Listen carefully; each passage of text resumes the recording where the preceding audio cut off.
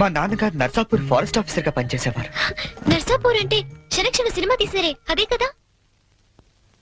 అదే అదే ఫారెస్ట్ లో వీరప్పాలంటూ గజ దొంగ కట్టెలు కొట్టుకుంటూ బతికేవాడు. గంధపు చెట్లండి. ఓ రోజు మా నాన్న అత్యంత ధైర్య సాహసాలతో వాడిని బంధించి కటకటాల వెనక్కి నెట్టాడు. దాంతో వాడు మా కుటుంబం మీద పగబట్టాడు. తర్వాత ఆ రోజు దీపావళి. బందిపోటు బారి నుండి విముక్తి పొందిన ఆనందంలో ఊరంతా ఘనంగా పండగ జరుపుకుంటుంది. అలాగే మా ఇంట్లో కూడా అమ్మ ఉల్లిపాయ పకోడీ వేస్తుంటే నాన్న వంకాయ పంపులు కాలుస్తున్నాడు.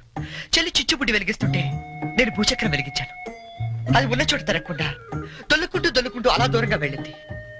కానీ వెనకాలే గెత్తుకుంటూ నేను వెళ్ళాను. అల్లంతగా నా ముక్కు ముందు తెల్లారు. ఆ మరుక్షణం నేను కోల్పోయాను.